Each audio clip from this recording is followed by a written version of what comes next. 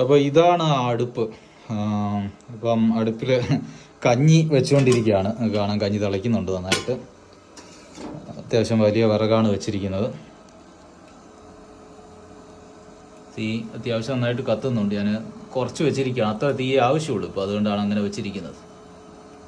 അപ്പോൾ ഈ അടുപ്പിനെ കുറിച്ച് പറയുകയാണെങ്കിൽ ഇതിനകത്ത് കറണ്ട് ഉപയോഗിക്കുന്നുണ്ടോ എന്ന് വെച്ച് കഴിഞ്ഞാൽ കറണ്ട് കണക്ട് ചെയ്തിട്ടുണ്ട്. ഇനിയിപ്പോൾ ഓഫ് ആയി കഴിഞ്ഞ് കഴിഞ്ഞാൽ അതിൽ ബാറ്ററി കൊണ്ട് പ്രവർത്തിക്കുക എന്ന് പറഞ്ഞു കഴിഞ്ഞാൽ ഈ അടുപ്പിൻ്റെ ടെക്നിക്ക് എന്ന് പറഞ്ഞു കഴിഞ്ഞാൽ ഇതിൻ്റെ ഉള്ളിലൊരു മോട്ടറുണ്ട് അടിയിൽ, അതായത് ഒരു ബ്ലോവറാണ്. എയർ സപ്ലൈ ചെയ്തുകൊണ്ടിരിക്കും. നമ്മളിപ്പോൾ തീ കത്തുമ്പോൾ എന്ന് പറയുമ്പോൾ സാധാരണ പുകയൊക്കെ വല്ലാതെ ഉണ്ടാകുന്ന എയർ നല്ലവണ്ണം കിട്ടാത്തത് കൊണ്ടാണ്. ഇപ്പം വണ്ടിയാണെങ്കിൽ എൻജിൻ പിന്നെ ഫ്യൂവൽ കത്തണമെങ്കിൽ അതിന് എയർ വേണം, എയറിലെ ഓക്സിജനാണ് ഉപയോഗിക്കുന്നത്. അപ്പോൾ നമ്മൾ എയർ മൊത്തത്തിലാണ് കൊടുക്കുന്നത്. അപ്പോൾ ആ എയർ കൊടുത്തു കഴിഞ്ഞ് കഴിഞ്ഞാൽ തീ കത്തുമ്പോൾ പുകയുണ്ടാവില്ല, കാരണം ഫുള്ളായിട്ട് ബേണിങ് നടക്കും. അപ്പം അതായത് കത്തും നന്നായിട്ട്. വിറക് ഫുള്ളായി കത്തുമ്പോൾ പുക ഉണ്ടാവില്ല. ഉണ്ടാവുക വെച്ചാൽ ചെറിയൊരു പുകയുണ്ട്, വിറകടുപ്പാകുമ്പം പുകയുണ്ടാവും. അപ്പം നമ്മുടെ വിറകിൻ്റെ കത്തലിനൊക്കെ അനുസരിച്ച് നമുക്കിത് ഫ്ലോർ അഡ്ജസ്റ്റ് ചെയ്യാൻ പറ്റും. ഇപ്പോൾ ഏറ്റവും കുറഞ്ഞതാണ്, ഇപ്പോൾ ഓഫായി കഴിയുമ്പോൾ ഒന്നുമില്ല. ഇപ്പം ഏറ്റവും കുറഞ്ഞ ഇതിലാണ് ഇട്ടിരിക്കുന്നത് എയർ ഫ്ലോ. അപ്പോൾ അത് തന്നെ മതി, ഇവിടെ നന്നായിട്ട് കത്തും. ഇനിയിപ്പം കുറച്ച് നനഞ്ഞ വിറകൊക്കെ ആണെങ്കിൽ ഇതൊന്നും കൂടെ കൂട്ടിയിടുക, അപ്പം അത് കുറച്ചും കൂടെ ഫാസ്റ്റായിട്ട് കത്തും. പക്ഷെ കൂട്ടിയിട്ട് കഴിഞ്ഞ് കഴിഞ്ഞാൽ പെട്ടെന്ന് വിറക് കത്തി തീരാനുള്ള സാധ്യതയുണ്ട്. ഇപ്പം നമ്മളെപ്പോഴും കുറഞ്ഞ ലോ ലെവലിലിട്ടിട്ടാണ് കത്തിക്കുന്നത്. അപ്പോൾ ഇതിൻ്റെ പ്രവർത്തനം എങ്ങനെയാണ്? ഉള്ളിലൊരു ബ്ലോവർ, അതായത് എയർ ഇങ്ങനെ പ്രൊവൈഡ് ചെയ്യാൻ വേണ്ടിയിട്ടുള്ള ഒരു സെറ്റപ്പ് ഉണ്ട്. ഒരു മോട്ടറും ഒരു ഫാനും ഒക്കെയാണ് അതിൻ്റെ ഉള്ളിൽ. അതിപ്പോൾ ഒരു DC മോട്ടറാണ്. ഉള്ളിലൊരു ചെറിയ ബാറ്ററി ഉണ്ട്, അതിൽ ചാർജ് നിൽക്കും.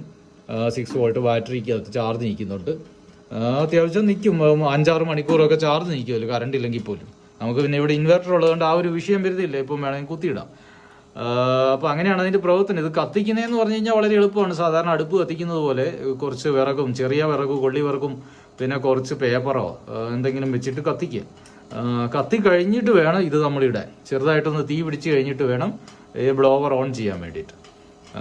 അങ്ങനെ ചെയ്ത് കഴിയുക. ആദ്യം ഇച്ചിരി ഒരു ബുദ്ധിമുട്ട് തോന്നും നമ്മൾ കത്തിക്കുമ്പോൾ, പിന്നീട് അത് ഓക്കെ ആവും, വലിയ പ്രശ്നമൊന്നുമില്ല, ഈസി ആയിട്ട് കത്തിക്കുക. ഇതിൻ്റെ ഗുണം എന്ന് പറഞ്ഞാൽ പുക വളരെ കുറവാണ്, കുറഞ്ഞ വിറകേ ചിലവാകുന്നുള്ളൂ. എയർ കൂടി നന്നായിട്ട് കത്തുന്നത് കൊണ്ട് ചെറിയൊരു വിറക് കഷ്ണം വെച്ചാൽ പോലും നല്ല രീതിയിൽ കത്തും. അത്യാവശ്യം വലിയ വിറക് വയ്ക്കാം.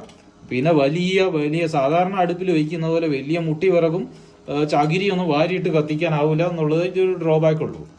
അല്ലെങ്കിൽ വളരെ ഈസിയും കംഫർട്ടബിളുമാണ്. പിന്നെ ചെറിയ രീതിയിൽ വിറകടുപ്പാണല്ലോ, കുറച്ച് പിന്നെ ചാരമൊക്കെ വരും. ചാരം നമ്മൾ ഇവിടുന്ന് വാരി കളയണം. ചിലപ്പം ബ്ലോവർ സ്പീഡ് കൂട്ടിയിടുമ്പോൾ ചാരം കുറച്ച് പറക്കും. അങ്ങനെ ചെറിയ പ്രശ്നങ്ങളുണ്ട്. പക്ഷേ സാധാരണ ഒരു വിറകടുപ്പിനെ അപേക്ഷിച്ച് നോക്കുമ്പോൾ വളരെ കംഫർട്ടബിളാണിത്.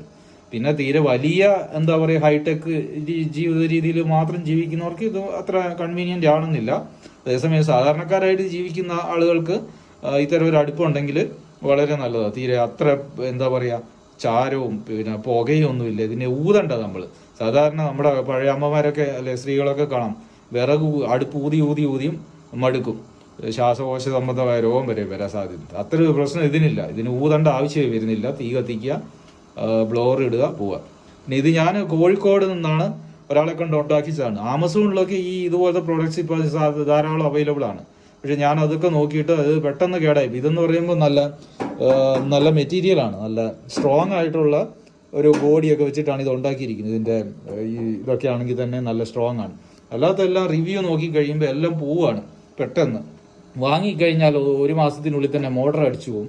പിന്നെ ഇത് തുരുമ്പിച്ച് വലിയ വെയിറ്റ് ഒന്നും വയ്ക്കാൻ പറ്റില്ല. നമുക്ക് ഈ കഞ്ഞിക്കലവും ഒക്കെ വയ്ക്കണമെങ്കിൽ 5-10 കിലോ വയ്ക്കാൻ പറ്റണം. അങ്ങനെ വയ്ക്കാൻ പറ്റാത്തതായതുകൊണ്ട് പെട്ടെന്ന് ഡാമേജ് ആയി പോകും. നമുക്ക് നോർത്ത് ഇന്ത്യൻസൊക്കെ വെറും ചായ തിളപ്പിക്കാനോ അല്ലെങ്കിൽ ചെറിയ ആവശ്യങ്ങൾ, അവരുടെ വിറകൊക്കെ വളരെ ചെറുതായിരിക്കും.